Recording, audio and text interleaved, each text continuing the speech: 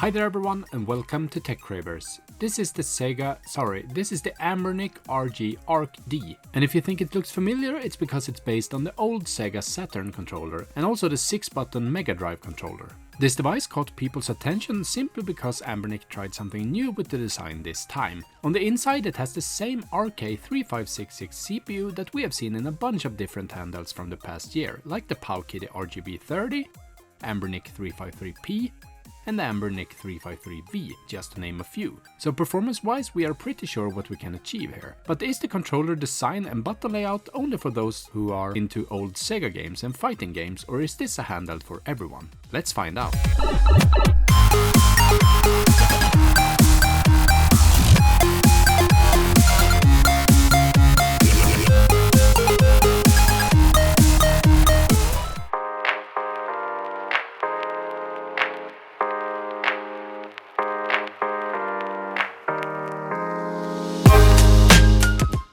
The unboxing experience is pretty straightforward as with any Anbernic product. This is one of those Anbernic products, however, that has been treated with a slightly more premium box, featuring a full color image of the handheld instead of just a plain white box with just a contour of the handheld that we are used to seeing with Anbernic products. Inside we get the usual USB-C charging cable as well as a screen protector, and of course also a quick start guide. Over to the handheld itself. And I must say that at a first glimpse I'm definitely getting some hardcore retro vibes here. The handheld feels very solid and I like the slightly greyish or beige tone to the color, it adds to the nostalgia. The buttons look really nice and premium as well, and no, they are not misaligned, they look exactly as they did back in the days. When you start this up for the first time, you need to go through a quick self-explanatory setup process. And before we dig into what's unique about this handheld and why you should consider buy one, let's just take a moment to discuss today's handheld sponsor. This unit was sent to me from my friends over at Geekbuying.com. You can purchase this device without any games and set everything up yourself, or you can buy it with games and have everything done for you. The device that I got came with a 256GB micro SD card, but keep in mind that these cards may be of low quality sometimes, so it's always recommended that you get your own SD card and dump your own games. But now let's talk about what's unique about this handheld. To start with, this handheld comes in two different options, the RG ARC-D that I have here and the RG ARC-S. The difference between the models are quite few. The slightly cheaper S model comes with 1GB of RAM, it has no touchscreen and only Linux OS. The D version, once again the version I have here, comes with touchscreen capabilities, dual OS with Linux and Android, and 1GB more of total RAM to run Android more smoothly. The extra RAM won't really make any difference in terms of emulation performance, so I would probably recommend that you look for the cheaper S model unless you want a touchscreen for DS emulation or really want that Android experience. For me, I prefer Linux in almost any case for the more console-like experience.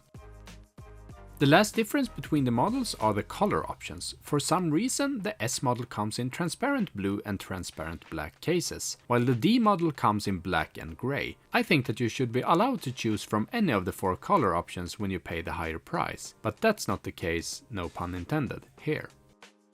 Now, as I mentioned earlier, the ARC-D has the same CPU as the older 353P, but they have removed the analog sticks, changed the button layout, and crammed in a bigger 4-inch screen instead. And I'm actually quite happy that they repacked the 353P in this format instead. Because while the 353P felt like one among many other handhelds, although I liked it too and it's still my favorite for playing SNES, it feels like the ARC-D fills a void, a space that has previously been empty with its Sega Saturn design. Because when you come and think about it, not everyone sits with 10, 20 or maybe even 30 different handhelds like I do, and several of you who follow my channel as well. Most people choose one or maybe two that they then use more or less all the time. The vast majority of buyers will therefore look for a handheld that resembles what they had when they were young. That's my conviction at least. For a large portion of people, it was the Sega Genesis or Mega Drive that they grew up with, or naturally the Sega Saturn. And for these people there is now a perfect alternative to the usual Game Boy-like designs.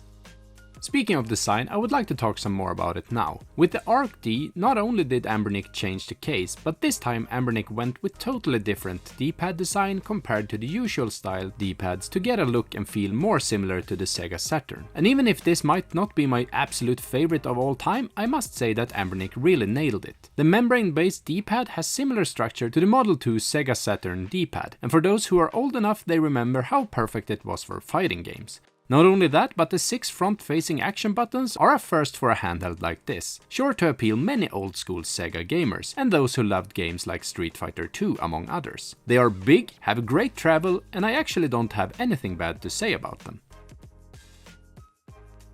And just as on the RG353P, Anbernic has opted for stacked shoulder buttons on the ARC, instead of the usual inline shoulder buttons that they usually do on most of their handhelds, like here on the RG405M. This is very welcome as they make the handheld a lot more comfortable to use. They are digital and don't have any travel to them, but they are easy to reach and get the job done. My only complaint when it comes to the button layout is the weirdly placed function button. Now many handhelds put this button here, but it's super awkward to press it at the same time as any other button, which you need to do every time you want to use one of the built-in hotkeys, like save state, load state or fast forward. Not to mention when you want to quit the game and need to press the function button, select and start at the same time. Apart from the function button, on the top we also have a USB-C for charging, an OTG port, mini HDMI, volume buttons and a power button. On the bottom we have a hole to reset the device, 2 micro SD card slots, one for Linux OS and one for games, and a 3.5mm headphone jack. If we remove the OS card, the device boots into Android instead. On the front we also have 2 front-facing stereo speakers. And speaking of the speakers, let's do a little comparison while we're at it.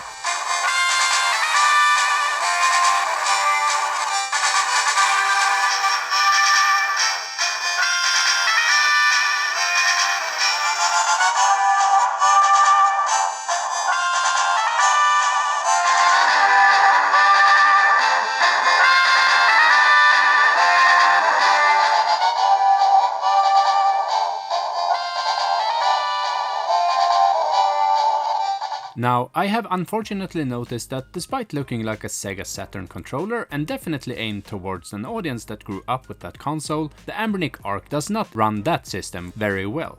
Some games run at full speed, but definitely not the whole library. It's simply too weak on the chip side. I have tested all emulators on both the Android side and the Linux side, but I didn't notice that the games ran better over Android. Surprisingly, most games actually run equally or even slightly better on the Linux side.